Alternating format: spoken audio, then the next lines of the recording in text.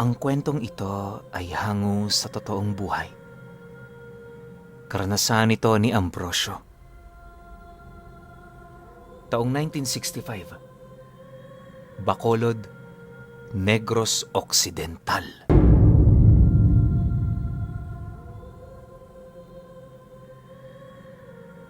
Hindi na bago para kay Ambrosio ang makakita ng aswang. Dahil lumaki siya sa piling ng albularyo niyang ama, kinagisnan niya talaga ang mga ito.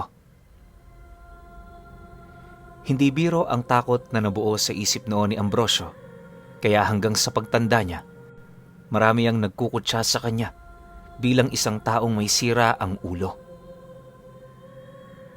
Masakit man yun, pero kinakailangan niya itong tanggapin. Napagtanto niyang sa kanyang sarili, umiikot ang kanyang mundo at hindi sa opinyon ng ibang tao. Dahil sa matinding takot at pag-aalala ni Ambrosio laban sa mga aswang, nung mapansin niyang matanda na ang kanyang ama, nagdesisyon siyang matuto ng lihim na karunungan. Labis kasi noon ang kanyang ikinababahala, gawa ng ilang beses na niyang naranasan na pasukin sila ng mga ito sa kasagsagan ng kanilang pamamahinga sa gabi. Marami ang may galit sa tatay niya, kaya sa abot ng kanyang makakaya, pinili niyang makisilong sa ilalim ng kapangyarihan nito. Sa isip-isip niya, sa oras na mawala ang kanyang ama, wala na siyang matatakbuhan sa lugar nila. Magiging pagkain lamang siya ng mga aswang, na siya namang magpupuno sa paghihiganti nitong patuloy silang nabibigo. Sa pagsapit ng taong ito, napakatanda na ng ama ni Ambrosio. Ang kanyang mga kapatid na may kanya-kanya ng pamilya, pilit nang nagsialisan sa lugar nila. Sa pagdating ng puntong silang dalawa na lamang yung natira, wala na siyang nagawa kundi ang matuto. Kung hindi niyo kasi na itatanong, matagal nang pumanaw ang kanyang ina. Biktima rin niyo ng aswang na siya namang naging daan para sa tatay niya upang maghigante sa mga nilalang na yon. Dahil sa bighating kanilang naramdaman, hindi na nagkaroon ng pagkakataon ng kanyang ama na magpatuloy sa panggagamot. Sa halip, itinuon ito ang kanyang atensyon sa pamilya ng mga aswang. Dala ng pinsalang idinulot nito, nagdeklara ng digmaan ang mga nilalang na yon laban sa kanilang pamilya. Isa rin ito sa mga dahilan kung bakit pilit na silang nilayuan ng mga kapatid niya. Ngunit sa kabilang banda, alam ni Ambrosio, hindi magtatagal ang mga ito. Markado yon ng mga aswang, kaya kahit saan mang lugar sila tumungo, hindi nila yon matatakasan. Dahil sa mga ganoong pangyayari, tanging kakayahan na lamang ng tatay niya ang kanyang piniling sandalan. Hindi naman naging maramot sa kanya ang matanda, at nung akmang nakakaramdam na yon ng matinding panghihina, nagdesisyon na yung siya ay turuan. Isang hapon, matapos ang kanilang pagsasanay sa paninigalpo at pagselyo sa mga aswang, may iniabot sa kanyang itim na tela yung tatay niya. Mahaba ang nilalaman nito, kaya naging palaisipan naman yon para sa kanya. Hindi pa man niya nakukuha ang bagay na yon, narinig naman niyang nagwika ang kanyang ama sa kanya ng, "Binata ka pa, Ambrosio. Kayang-kaya mo pang gamitin ang armas na ito. Sulitin mo ang kalakasan ng iyong kabataan para makatakas at katakutang kanila. Yan din ang ginamit ko noong mga panahong malakas pa ako. Pero ngayong napakahina ko na, kusa na akong tinalikuran ng armas na yan." Kasabay ng pagwika nito, ay ang dahan-dahan naman itong paghila sa telang nababalot sa armas na yon. Pagbungad naman sa kanya ng hawakan nito, doon niya nasipat ang isang mahabang talim na parang karayom, kalakip ang malasungay na pakubra bago ang mismong hawakan nito. Pagbungad naman ng talim ng punyal, kitang-kita niya na isa itong uri ng balaraw. Ang ipinagtataka lang noon ni Ambrosio, bakit nakarating sa kanila ang ganoong uri ng armas? Malimit lang kasi ang may gumagawa ng ganoong uri ng sandata sa lugar nila at kalimitan itong ginagamit bilang palamuti sa bahay. Pero yung balaraw ng kanyang ama, napakalayo nito sa isang pangkaraniwang palamuti. Isipin nyo, mapurol na ang mga talim nito, tapos marami na yung gasgas. Parang marami na itong pinagdaanan. Sa kanyang pagmamasid, napansin naman niyang walang sisidla ng balaraw. Tinanong niya pa yun sa tatay niya pero inamin nito na iwan ito sa baryo ng mga aswang ang sisidla na yon. Pagtatapat pa nito sa kanya na yon ang pangunahing nagbibigay doon ng kapangyarihan, kaya magmula noong naiwala niya ito, humina na rin ang kanyang kakayahan. Mariin din itong inilahad na sa estado ng balaraw na yon, mapanganib na itong gamitin. Kapag kasi pinatira mo na ito sa iyong katawan, patuloy nitong hihigupin ang iyong presensya at lakas hanggang sa manghina ka. Ang tanging paraan para mapigilan ang nasabing paghigop ng balaraw ay ang paglagay nito sa kanyang sisidlan. Ang kaso lang imposible na yung mangyari dahil isang gabunan ang nagtatago sa sisidlang yon. Alam kasi ng nilalang na yon na mahalaga ang sisidla ng balaraw, kaya pinili niya itong itago ng maigi sa pugad nila. Masing ang pangalan ng aswang nagtatago ng sisidla ng balaraw. Kung sakali mang makatagpo mo siya, una mong titingnan ay yung suot niya. Tandaan mo anak, di hamak na mas malakas ang balaraw sa nilalang na yon, pero lahat ito nakadepende sa gumagamit. Ilang taon na rin kitang pinapasahan ng karunungan, kaya sigurado akong marami ka nang alam. Lahat ng aking sikreto nasa iyo na. Hindi na ako mangangambang umalis sa mundong ito kung sakali mang mapaaga ang pagkuha sa akin ng Diyos. Mag-iingat ka anak. Alagaan mo palagi ang sarili mo. Wika ng kanyang ama. Lingid sa kaalaman ni Ambrosio, yun na pala ang huling katagang mabibitawan nito. Sa pagsapit ng sumunod na araw, nadatnan niya ang bangkay ng kanyang ama na payapang nakahiga sa higaan nitong ipinundar nito at ng nanay niya. Napakasakit man ang tagpong yun para sa kanya. Hindi niya na yun gaanong ikinagulat sa kadahilan ng maraming buwan na ang nakalipas magmula noong napansin niya ang pagpapaalam ng kanyang ama. Sa kabila din ng mga mutsyang tangan nito, hindi yun sapat upang mailigtas siya sa sumpa ng tangan niyang balaraw. Dahil sa pangyayaring yon, agad naman niya itong tinakpa ng kumot, sabay hanap ng mga tablang pwede niyang gamitin upang gumawa ng kabaong nito. Ilang oras niya rin yung pinagpagalang gawin at nung handa na ito, doon niya na yon ipinaalam sa kanyang mga kababaryo. Isang araw lang ang naging lamay at pagkaraan ng araw na yon, inilibing nila ito sa likod ng bahay nila. Matapos nun, inumpisahan na niya ang pagsunog sa lahat ng pagmamay-ari ng tatay niya, maliban sa mga libreta nitong hindi niya pa nababasa. Matapos ang mga pangyayaring yon, tila bang nag-umpisa ng dumami ang mga aswang sa kanilang lugar. Yung iba, nasisipat niyang pumapanhik sa baryo na animoy may binibili sa mga tindahang nilalapitan nito. May mga nasisipat din siyang manlalako ng karne ng baboy kung saan ang laman ng kanilang mga sisidlan ay pawang mga karne ng taong nabubulok na. Ang mas ikinabahala niya pa noon ay nung mapag-alaman niyang tinatangkilik yon ng karamihan. Siyempre, upang hindi siya makapagbigay ng takot sa mga kababaryo niya, hinayaan na lamang niya ito.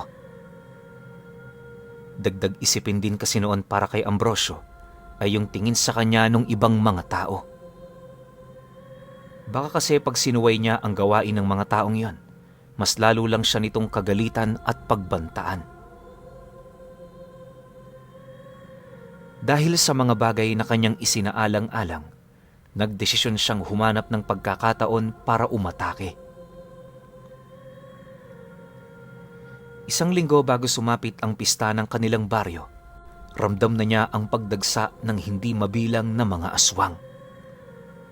Yung iilan sa mga ito naging kaibigan na ng mga kababaryo niya na mas lalo namang nagbigay doon ng pagkakataon para makakuha ng pagkain.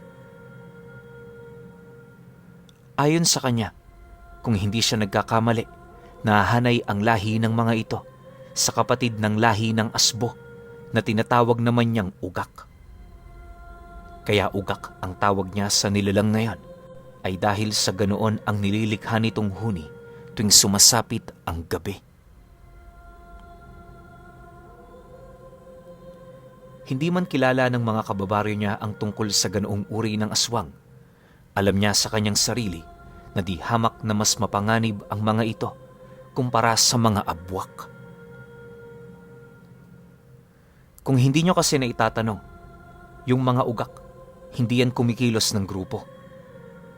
Kanya-kanya talaga sila pero kapag may umusbong na gabunan sa lahi nila, doon na sila magsisimulang magkaisa. Dahil sa likas na pantas at mapanlinlang ang mga ugak, madali nilang naiisahan ang mga albularyong kumakalaban sa kanila. Napakahusay din ng pamamaraan ng kanilang pagkubli at pagbabalat kayo na halos aakalain mong mga ordinaryong tao lang din ang mga ito. Hindi lang din isa ang hayop na kanilang nagagaya, sa halip lahat ng hayop na kanilang nakikita, kayang-kaya nilang kopyahin. Yung mga taong kakapanaw lang din, nagagawa nilang magaya ang wangis, dahilan para isipin ng mga kamag-anak nito na nagpakita ang kaluluwa ng mahal nila sa buhay. Ngunit lingid sa kanilang kaalaman, isa yung matibay na senyales ng mga ugak na napasok na ang kanilang tahanan. Konting description lang din sa kanilang mga anyo, para naman may ideya kayo kahit papaano. Base sa mga nasaksihan ni Ambrosio, isang kapangi-pangilabot na nilalang ang mga anyo nito. Bukod sa malauling nilang balat, marami rin silang buto na nagsisiuslian sa kanilang mga siko, likod at gulugod. Nakalabas din ang panga ng mga nilalang na yan, kung saan nagkalat doon ang halos hindi mabilang na mga pangil. Mapupula rin ang kanilang mga mata na tanging yun lamang ang iyong makikita sa oras na umaaligid ang mga ugak.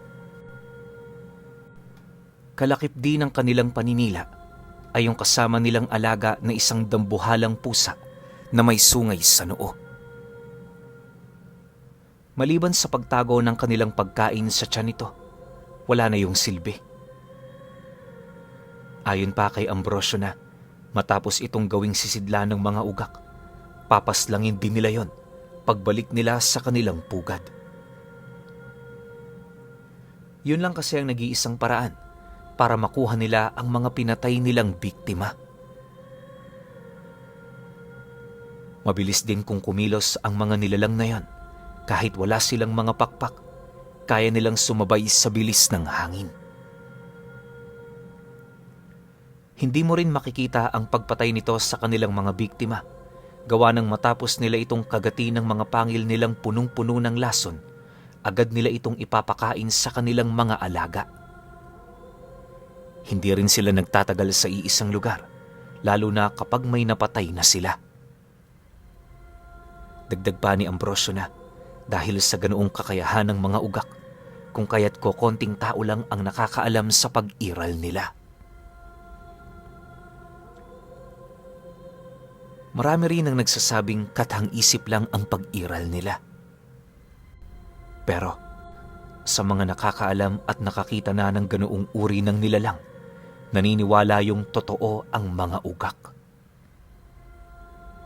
Nabanggit din niya na isang mataas na uri ng aswang ang mga ito.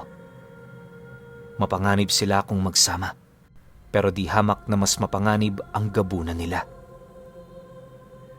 Gayunpaman, sa kabila ng mga bagay na yon, naniniwala siyang mapapatay niya itong si Masing.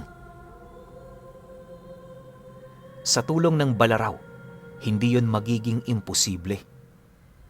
Bukod kasi sa alam niya ang kabuuang abilidad nito, nakahanda rin siyang magsakripisyo, makuha lamang ang sisidlang matagal nang nawalay sa sandatang yon.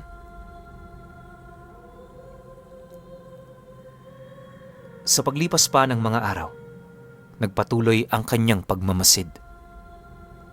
Habang papalapit ang pista, naging abala naman ng mga ugak sa pagpili ng mga biktima nila.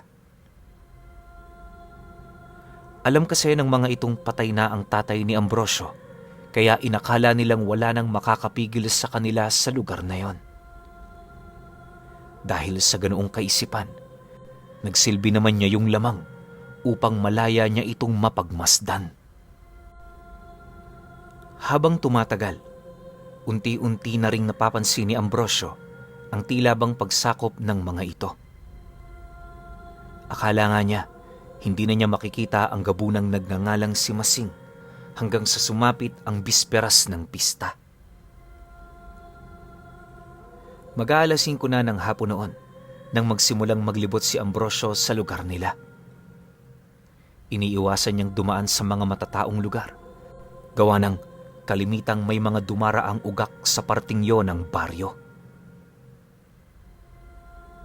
Sa dami rin kasi ng karga niya sa katawan, imposibleng hindi siya mapansin ng mga ito.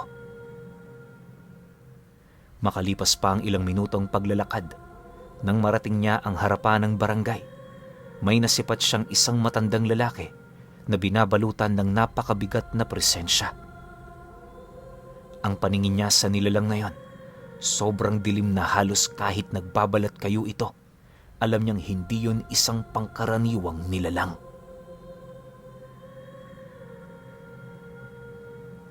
Sa likurang bahagi naman ng matanda, nasipat niya ang 3 taong animoy nagsisilbi nitong gwardya.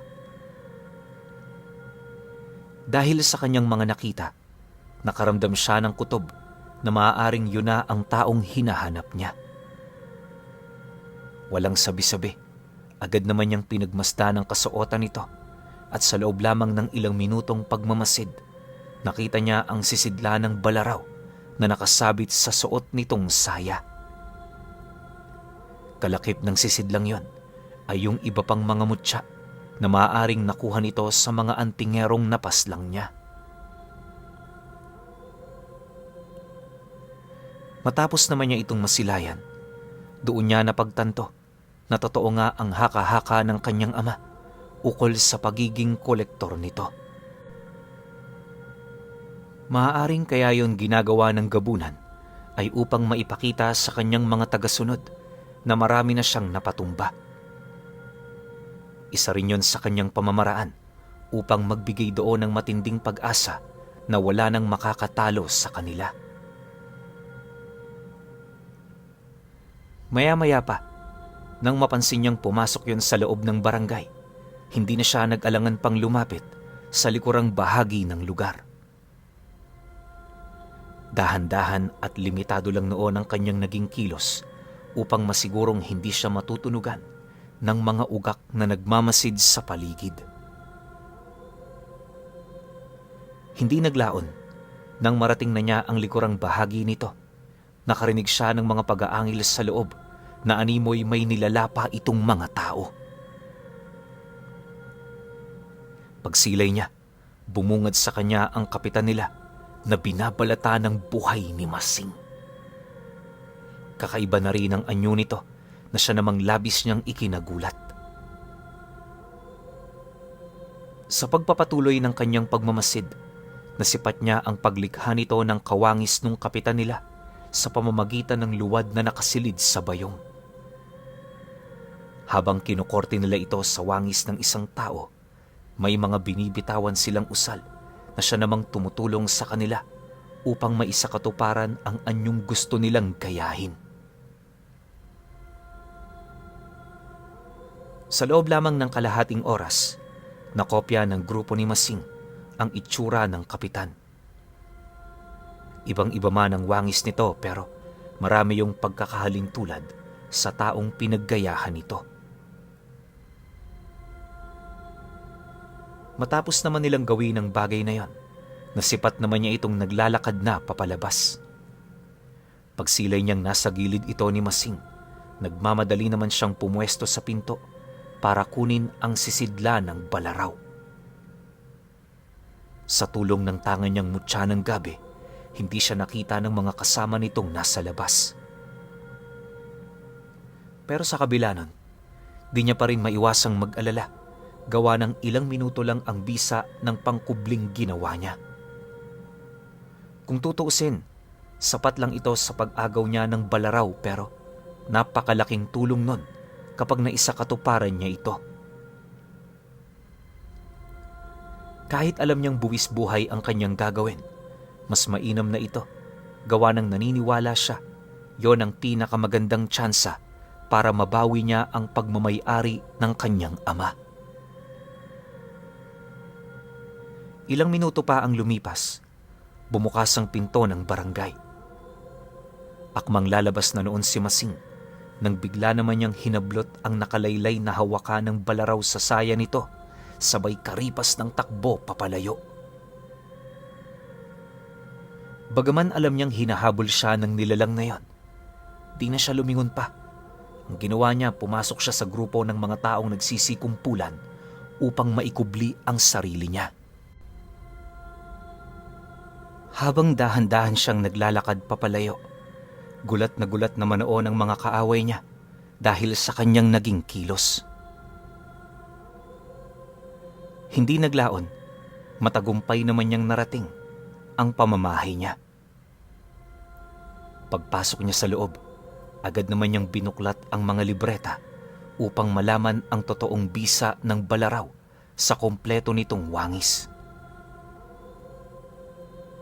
Sa kasagsagan ng kanyang pagbabasa, dahan-dahan namang nanlaki ang kanyang mga mata buhat sa mga katotohanang nalaman niya. Ayon sa mga libretang iniwan ng kanyang ama, may mga mutyang napapaloob sa hawakan ng balaraw. Ito ang nagsisilbing pangunahing daan ng kapangyarihan nito upang magawa nitong makontrol ang bisa ng 5 elemento.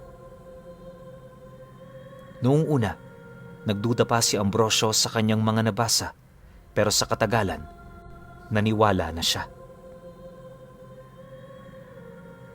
Kapag kasi iniihipan niya ng buhay na salita ang talim ng balaraw, biglang nag-iiba ang estado nito, depende sa elementong nasa isip niya. May mga pagkakataong umiinit yon, lumalamig, tapos dinadapuan ng maliit na ipo-ipo. Nakakagawa rin yon ng lupa, kalakip ng iilang mga binhi ng puno. Sa pagsapit naman ng gabi, handang-handa na nga siya. Hindi niya mawari pero sa puntong yon, pakiramdam niya ibang tao na siya. Imbis di na umiwas sa mga nilalang, nagpapakawala siya ng panaghoy sa hangin na alam niyang makakakuha sa atensyon ng mga ugak. Lumalim pa ang gabi. Tumambay sa labas ng bahay itong si Ambrosio habang naninigarilyo. Sa kaliwa niyang kamay, hawak-hawak niya ang balaraw na nasa sisidla nito. Hindi rin niya tinigilan ang mga ugak hanggang sa dahan-dahan niyang nararamdaman ang presensya nitong papalapit. Alam niya ring nasa grupong yun si Masing, ngunit imbis na mabahala, napanatag pa ang kanyang isipan. Kalahating oras pa ang lumipas dumating na nga ang pangkat nito kasama ang kanilang mga alaga. Pagpasok naman ng mga ito sa loob ng kanyang pamamahay, tumambad sa kanya ang hindi mabilang na mga ugak. Lahat yon patuloy sa pag-angil na animoy hindi na ito makapaghintay, napaslangin siya. Maya-maya pa, pagharap naman ni Masing sa kanya, napangisi lang naman ito habang nagwiwika ng,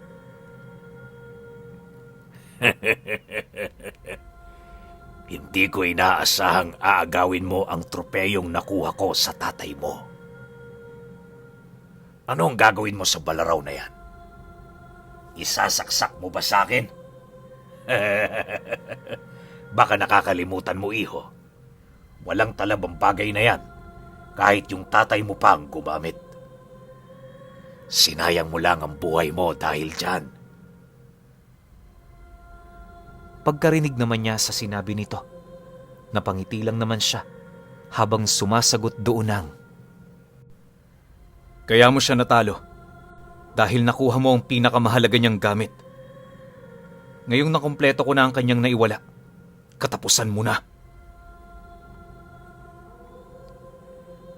Matapos naman niyang masabi ang bagay na yon, agad naman niyang ikinumpas ang hawak niyang balaraw, dahilan para maglabas ito ng isang malakas na puwersa ng hangin na halos ikabuwal na ng kanyang mga kasama.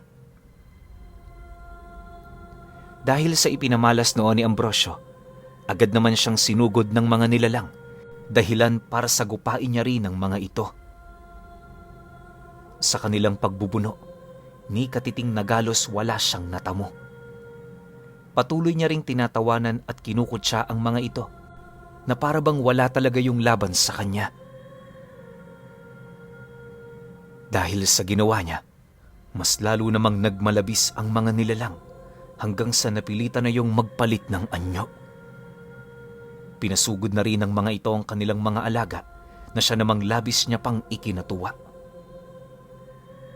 Akala ng mga nilalang na yon madadala siya nito sa pamamagitan ng pisikal na lakas, pero lahat yon nabaliwala buhat sa kapangyarihan ng balaraw. Sa pagtagal ng kanilang paglalaban, unti-unti namang napapansin ng mga nilalang ang mga kakaibang abilidad na ipinapamalas ni Ambrosio. May mga pagkakataon kasing inakala nilang patay na ito, pero sa hindi nila malamang dahilan, kawangis lang pala niya ang kanilang napaslang.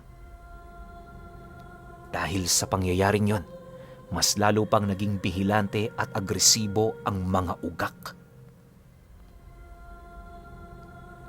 Halos hindi na nga siya nito na pagbibigyan ng pagkakataon para makaganti. Mabuti na lang may mga abilidad siyang hindi kayang masundan ng mga ito. Makalipas pa ang ilang minuto, pag-ahon naman ni Ambrosio sa ilalim ng lupa, kampante naman siyang umupo sa harapan ng mga ito habang nakangisi. Paulit-ulit niya ring binibitawan noon ang kanyang tangang armas na para bang ipinapakita niya sa mga ito kung gaano yon kahihina. Maya-maya pa, pagtitigan naman nila ni Masing, napangisi lang naman siya habang nagwiwika dito ng, Ito na ba ang lakas na kinakatakutang lahi ng mga ugak? Hindi ninyo naabot ang ekspektasyon ko. At dahil dyan, mas mababa pa sa mga wakwak ang turing ko sa inyo. kasabay ng pagsambit niya ng mga katagang yan, ay ang pagpasok naman niya sa isipan ng mga nilalang. Sa isang iglap, nagpatubo siya ng napakaraming puno sa loob ng wisyo ng mga ugak na siyang naging sanhi upang matulala ang mga ito pansamantala. Kahit anong utos ni Masing sa mga ito, hindi na siya nito pinakikinggan na animoy wala ito sa kanilang mga sariling ulirat. Dahil sa pangyayaring yon, umatunga lang naman yon ng napakalakas habang mabilis na tumatakbo papalapit sa kanya. Pag-unday naman ito ng saksak sa kanyang ulo, singbilis naman ang kidlat ang paghawak niya sa mga kuko nito.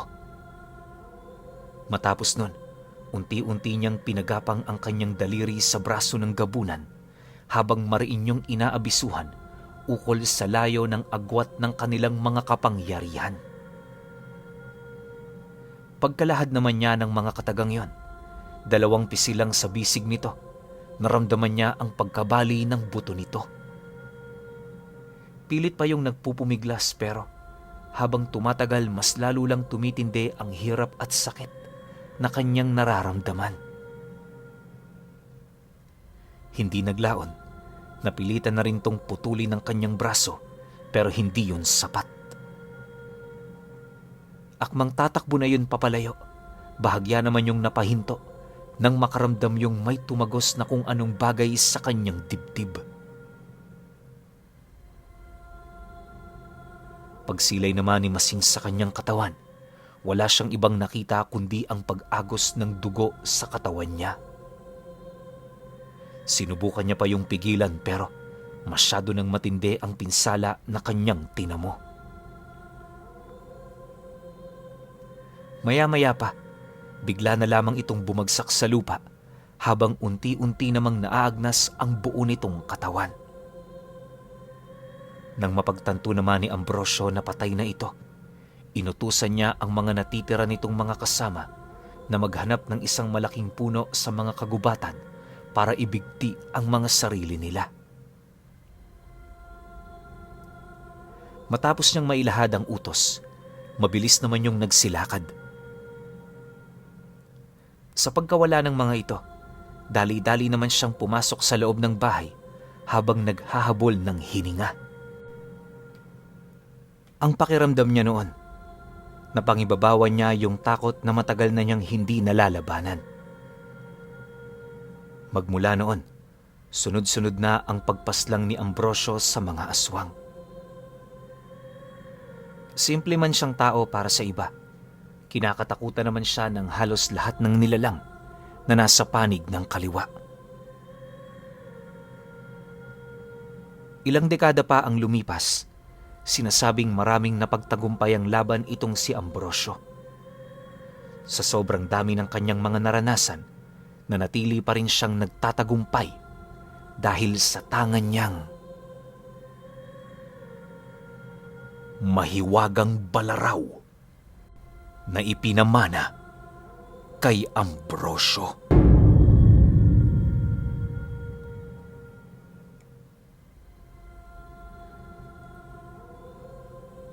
Okay. Opinyon ko sa kwento. Galing nito, no? Ganda ng kwento na to. Isipin ninyo yung pinakamalakas na sandata dati ng tatay niya, nakuha ng mortal nitong kalaban na gabunan. Pero sa sobrang talino ni Ambrosio, well, bata pa kasi siya kaya maliksi, naagaw niya yon. So nung hawak na niya, alam na niya yung mga tamang gagawin, tapos nagabayan pa siya ng maayos ng tatay niya, sobra-sobra yun. Nag-uumapaw pa nga yung kapangyarihang tanga ni Ambrosio. So para sa akin, ang ganda ng kwento na to kung nasundan pa to. Tapos nalaman natin kung sino pa yung mga sumunod niyang kalaban. Ganda sana nun. Pero ako feeling ko wala na siyang naging mortal na kalaban Kasi base rin sa takbo ng kwento, silang magtatay, pinakamortal nilang makakalaban talaga itong si Masing. Siguro yung mga ibang nakalaban nito ni Ambrosio, mga putyo-putyo na lang to kaya mabilis niyang natatapos. Tsaka ang sabi nga, kinakatakutan siya ng mga nasa panig ng kaliwa. So siguro yung iba, hindi na sinusubukan yung lakas niya. Tsaka mamatayin man sila ng kamag-anak, okay lang, di na sila babawi. Kaysa naman maubos yung buong angkan nila, di ba? So yun, overall, para sa akin, ang angas nito, satisfy na ako kahit wala ng kasunod na part at napakaganda. Pero syempre, kayo pa rin. Kung may opinion kayo sa kwentong ito, comment nyo lang sa baba. Yun lang. Hanggang sa susunod na kwento. Salamat.